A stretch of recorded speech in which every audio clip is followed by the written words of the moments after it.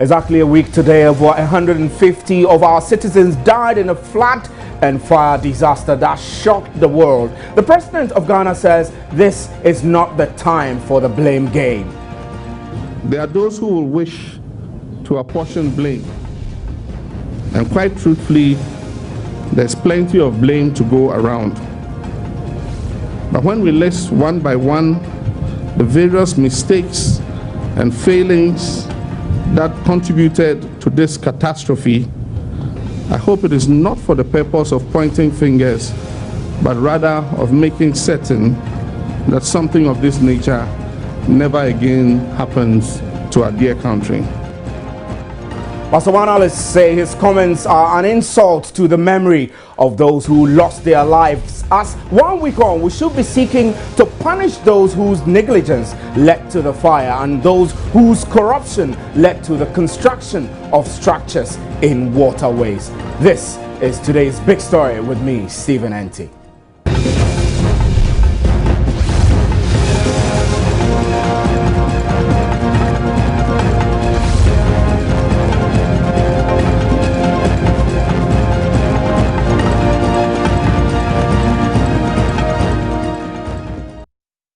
Last Wednesday will go down in the annals of history as one of the deadliest in the country. Over 150 citizens died in what would have been a normal day. There are still many unanswered questions from events of that day. What happened? I mean, how quickly the emergency security services responded, and how Ghanaian citizens themselves rallied themselves to offer relief support for those who were affected. Dr. Doug Hayward Mills believes praying to God for wisdom for the president and the leadership of this country is critical. Lord, it has been 58 years since we took control of this country to try to lead ourselves forward into prosperity, to establishment, and into good things.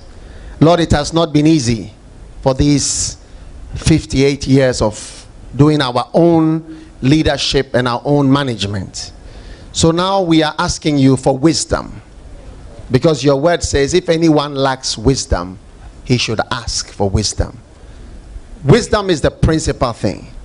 So we pray for our president. Give him wisdom to overcome the complex and difficult problems and challenges that are in this nation, to overcome the difficulties and the hurdles that prevent development, that prevent good decisions from being taken, that prevent good decisions from being implemented. Give him the wisdom from above. Father, we are looking up to you because only you can help us. And now we thank you for those in authority in every sphere, in every department, in every area. Grant them wisdom and deliver our nation from wicked people in authority. Deliver us from evil men who will sit in places of authority and do evil things. Deliver us from vampires who will drink the blood of the nation and leave nothing behind. Bless our nation with good leaders. And for those that are there now, we thank you that you are helping them.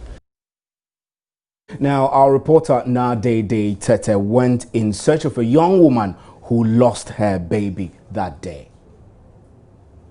For most people, what started as a normal day, for others ended up as the worst day of their life or the Black Wednesday of their lives.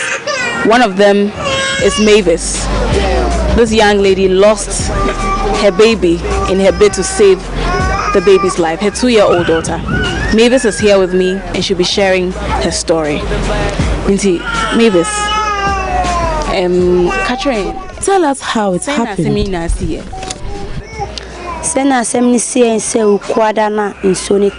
This whole place flooded last Wednesday when it rained. We decided to seek refuge on the overpass. We were sure the water wouldn't reach that level, but we could not cross over. The water level was too high. We sought refuge at the filling station, then we realized oil suspending on the surface of the water. We felt this burning sensation on our legs. We then took the decision to cross from there to the overpass, but we could not, so we made a stop at where the carpet was sold. Next we saw fire was headed for the filling station from a house somewhere. We ran, but the fire soon reached us. It burnt my hand. I was worried my child would be burnt, so I dropped her in the water instead. Why did you take that decision?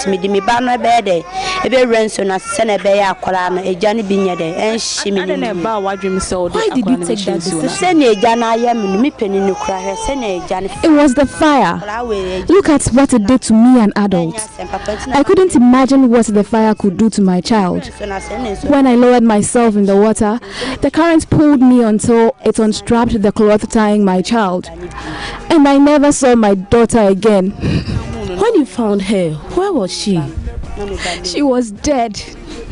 They brought her to me. The police then sent her body to the police hospital mortuary. I am unhappy about the stories I hear. I have catered for her for the past 2 years, only for me to do this on purpose. And yes, sir, my woman Banamatitini 2 years. 2 years, 2 months, money away. No mashakole ya na sensu ta na mesime to me banaide actually so. Only God can judge me, not human beings. I am pleading with the rumor mongers to stop spreading the lies. If only they were with me on that day, they would understand. I won't intentionally kill my daughter. I wish I had died in her place. People now point fingers at me that I killed my daughter. And I mean, Shadan Sunyade, and to me banning yade, and to me banning woon crapple. I am Yadana crack, I'm so colonimushe, our day so more black. Mi penny cramming yade, mi wuna kanyade, and Kakola by the Yami baby ayade, aye. Timis Romo set in some no more can a dear where day, a yan cran and yamin kwame bansuna day, a woo. Well, as we recount events of that fateful day, there are many who have laid blames on government agencies, institutions, and individuals. But the President of Ghana, John Dramani Mahama, at a memorial today in honor of those who lost their lives, says the blame games must stop. We are empathizing with them.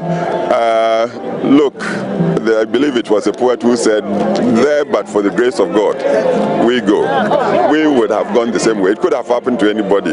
So we are with them and we pray it doesn't happen to anybody again, ever. It's a pretty difficult one.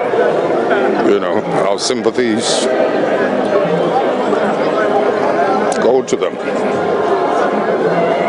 I can only hope that we will all donate as generously as we possibly can in order to alleviate some of the difficulties they'll no doubt be going through. It's a painful thing, but let's become a little bit more responsible in future, okay?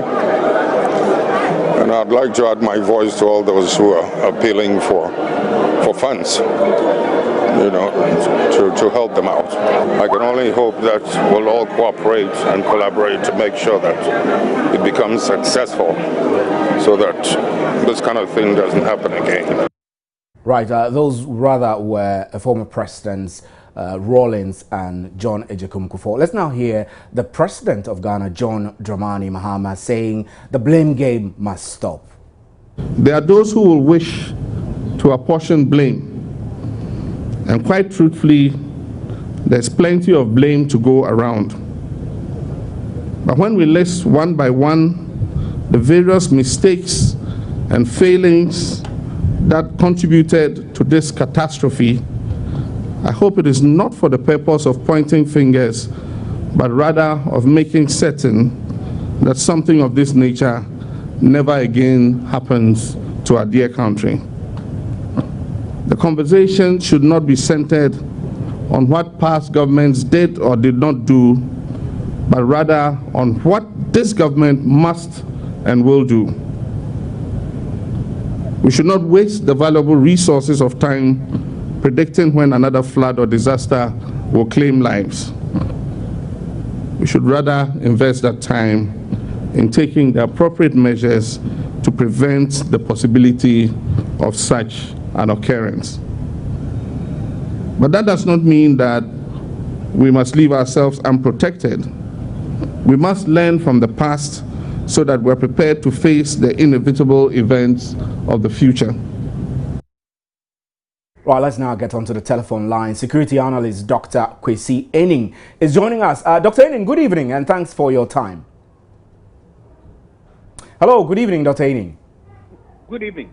Now, there are many who, the president is saying that it's not time to lay blame, but I mean, sitting afar, somebody who covered the event as it unfolded, we have seen that the response were not exactly very fast. The security and emergency services response were not exactly too fast. So, from where you stand, can I ask you, do you think we fared pretty well in responding to this disaster?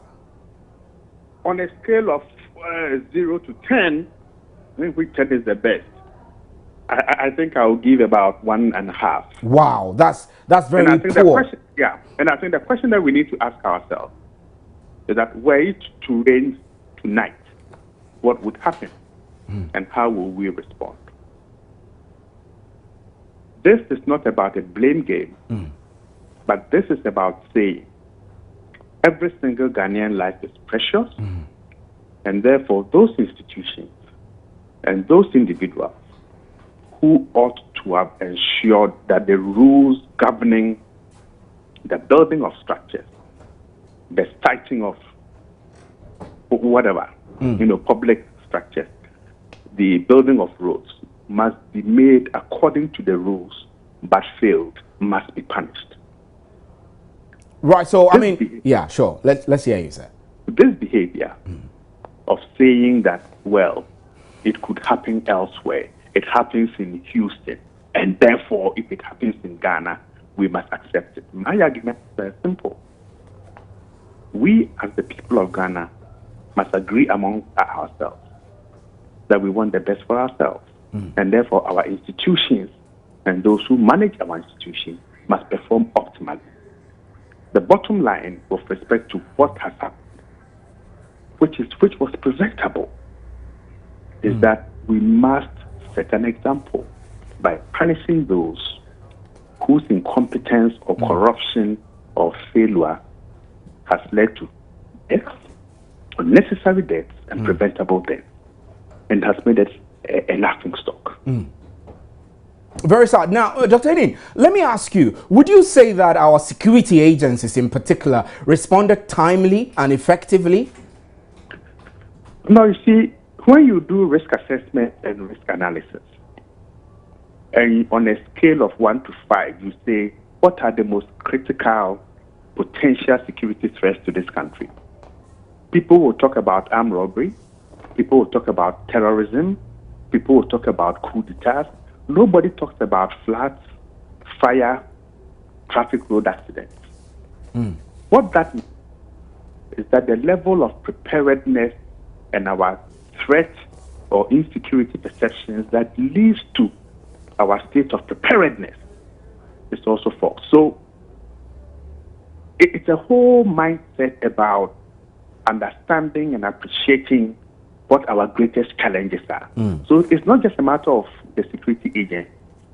That is not where we should lay the blame, because in responding to floods, there are specific agencies who are the front agencies. The police, the military, the fire service, the prison service, actually ancillary to the initial response. And the failure of the floods in Accra, Tema, Elmina, Abna, and all the other towns relates to the municipal council, the metropolitan council, the town planning agencies, those who provide licenses.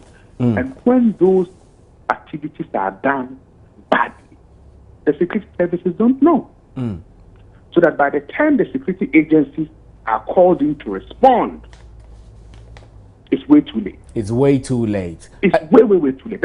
And what about now? Let me cite another example for a second that as Ghanaians we don't seem to take very serious. When there is a crisis, you can almost hardly use the telephone network. That's right. Okay. So that even getting through to the security agencies to say there is a crisis here, please do come and help, it's almost an impossibility. So we need to sit down as a country and to say, what are the things that threaten us? How do we, as ordinary citizens, contribute to ensuring that we have secure environments? This is not about blaming somebody. It's about saying, when we've given you the position of responsibility and you have failed, you must pay for it. Right, Dr. And we need to, yeah, sure. People must pay to serve as a deterrent so that this does not occur anymore. Dr. Aning, I'll have you hold. This is becoming interesting, and we'll be exploring that angle. There are those who say that the president's comment of no blame game is an insult to the memory of those who lost their life, because 1 week on, we should be looking to punish those whose negligence led to the fire, and as you put it, those whose corruption led to the illegal structures springing up in the waterway. But let's get onto the telephone line to speak to Mr. AHIANYO, Foster KOJO AHIANYO, who is the coordinator of NADMO at Ayawaso Central. Mr. AHIANYO, good evening, and we're grateful you could join us. Good evening. There are many who say that NADMO responded not too fast, although you managed afterwards to send relief to the appropriate quarters that relief is needed. You were a bit slow. How do you respond to that? No, that is not the case. You know, nobody was anticipating that this thing will happen. And so when it happened, you have to put a request. You have to appeal. We don't have these things there immediately. That's right. To go for them. That is exactly what happened. Should that actually be the case? That, I mean, as a relief agency, NADMO, National Disaster Management, you don't have relief items in storage in anticipation of disasters? I didn't say that we don't have at all. Okay. We have. But looking at the rate and the strength of the damage that this flood has caused us, that is what happened. And it's as if the stuff we have is not enough. And so we need to reorganize and make sure that we get enough staff before we start. Yeah.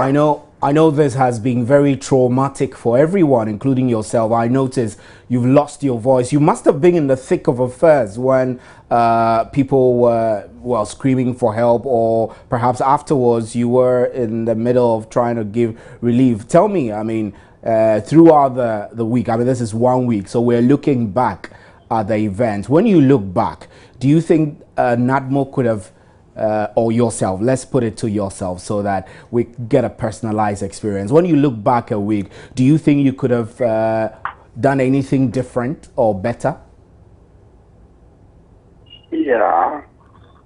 Yeah, like I said earlier on, NADMO always is ready. And so we are more than ready. But having said that, like I said before, this case is a major one. And so the ready, yes. We have so many things. Right. So, Mr. AHIANYO, quickly, let's make you walk us through some of the immediate things you remember you did, because it's 1 week. We're more like taking an introspective review of what happened during the disaster. Tell me some of the things you did immediately when you got the information that this is what has happened. What did you do? Yeah. Immediately, we have to dispatch our respond quickly to those who got flooded, and the water is almost swallowing them up. We attended to them. We were able to save some of their lives, and also, you know, because of the time and that this rain the flood. So were you on the ground when this was happening? I mean, I would have thought that NADMO would be on the ground while this was happening, not to stay behind, and when everything is clear, you start looking for people to distribute food items and blankets and other things too. Were you on the ground? Like I am saying, we were on the ground. Okay. In my sub-metro, for instance, Ayawaso Central, Alajo, Ebony, and Kotobabi down. I was in there with the people. Those houses got flooded, and it's a truth, and everybody can attest to that. Right. I'm not there alone. I'm there with all my staff. Right. Because we know that is our areas that normally when the rainfall, we have some unfortunate cases. Right, Mr. AHIANYO, we're grateful for your time. We quickly have to move on with the discussion. We're grateful. Mr. KOJO AHIANYO is the coordinator, NADMO coordinator for Ayawaso Central. We're grateful that he could join us. He was giving us a perspective of what happened at his area, Ayawaso Central. Dr. ANING is still on the line. Dr. ANING, I put out a critical analysis of the president's comment of no blame game. Now, there are many, I said, who feel that the president's comment is an insult to the memory of those who lost their lives. One, because 1 week on, we should be searching and seeking to punish those whose negligence led to the fire and whose corrupt practices and activities led to the siting of illegal structures in waterways. A quick reaction from you. Well, I mean, if you remember, when the president initially went to Circle and expressed the shock, he said something that was very instructive, that even if we want to do the proper thing, people will start talking and complaining. So I think the president is walking a very tightrope. But let me make this very clear. When the president says to stop the blame game, my perception is that he's looking into the future that says, that's right, we will deal with those who have failed and we'll make sure this never happens again. And I think we should deal with those who have failed. And this is not about blaming. How do we deal with those who have failed? Which pragmatic ways can we begin to now deal with those who were, for example, I mean, whoever, if there was anyone who had opened the tank, the fuel tank, and didn't close it or latch it properly following safety procedures, how do we get there? Let's give an example. When you put a fuel tank underground, it must be watertight. Now, who has certified that the petrol station and those tanks were watertight? But however, when it rained, the fuel came out. So whoever certified that petrol station as being good for business, okay, that led to this leakage during the rain, has some explanation to do. I see. Whoever is giving permission for petrol stations to be sited on government lands, in residential areas, near hospitals, has to provide some answers to all of us. Because this is just worst crisis waiting to happen, and they would happen. If you go to Cape Coast, Elmina, and other parts of this country, fuel stations on Friday and Saturday night have become places where live band is played. Yeah. Hundreds of people are drinking. People are smoking. Where on earth do we think? But Dr. ANING, in the US, for example, I mean, when you get to exits at junctions where you're supposed to take a break, where you could get a gas station, there are restaurants, there are public places of convenience around. And there's nothing wrong having a fuel or gas station near to places where people can eat. Is there a rule that says in Ghana we cannot do that, but in the US they can? No. Well, are we following the rules of safety governing the way that the restaurants must be built, the kitchens must be built, rules relating to open flames and all that? No. What I'm talking about is that these stations, right 10 meters from where the gas is being pumped, there's a live band. Right. People are drinking beer, people are lighting cigarettes, and people are throwing the butts of their cigarettes around. Anyway, yeah. I don't think that is done in the United States or anywhere else. We've got to say, how do we learn from the loss of 200 lives? That's right. How do we ensure that the rules are applied in a way that gives us dignity, that protects us, both lives and property? We can't always come explaining these things away. Dr. ANING, we are extremely grateful as always for your time on today's big story. Dr. ANING is a security analyst, and let's get on to the other telephone line. Prince Billy ANAGLATEY is the public relations officer for the Ghana National Fire Service. He's joining us now. Mr. ANAGLATEY, good evening, sir. Yeah, good evening. We couldn't get you in studio. We were earlier expecting you, but we're grateful you could join us on telephone anyway. Now, there are those who say that the fire service's response to this fire, especially at the Circle area, was slow, and that if you were proactive, how come we lost over 150 people? What were you doing? Oh, well, I simply do not think that with that situation, the fire service actually responded swiftly to the distress call because they were already close to where the situation occurred. Because they were effecting rescue of people that were in the floods, the people that needed our assistance. They were there before they were called for that fire.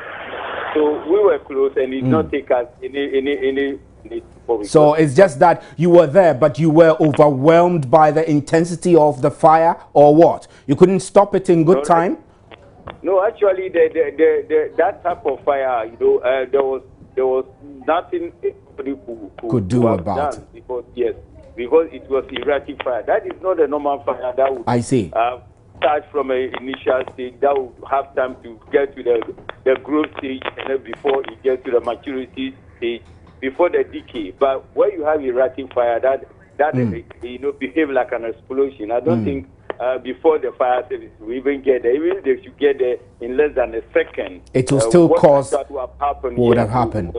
I see. I mean, this is new to me. I mean, so I'm asking critically that now that you have seen this type of fire, erratic fire as you call it, which came about as a result of an explosion, what have you learned from it? If tomorrow, I'm not saying it should happen, but if tomorrow this happens in Kumasi, can you deal with it? Well, then I think that this situation was some of the education that we've been given to people. But the way this one actually happened, I think it is a situation that all of us, especially everybody, should learn a lesson from. So what lessons? I'm concerned about that. What lessons has the fire service learned about this? No, it is also going to add to our safety education that we will be able to ensure that we intensify our fire safety education, both to the public and to the fuel attendants and anybody working around that. I'm saying this because when we want to prevent fire, fire safety is a shared responsibility to anybody because you wouldn't know where the now, fire Mr. ANAGLATEY, quickly, there are eyewitnesses have said that when you got to the scene, you focused all your energy and logistic in ensuring that the fire will not affect the GCB towers whilst you left people to just die because you knew there was nothing you could do. How do you respond to that? And it was totally false because we are even effected rescue on some of those story buildings that the people were, and the building was on fire. So what we did was, the group, divided into two because we were using 5 firefighting engines on the ground. So some were trying to protect the fire from spreading to other adjoining buildings that were not involved. Right, Ms. ANAGLATEY. The GTV. Okay? Right, Ms. ANAGLATEY, we're grateful for your patience and time on today's big story. That's where we draw the curtains for today's big story. We'll be right back with Joy News Interactive. Do stay. Thank you.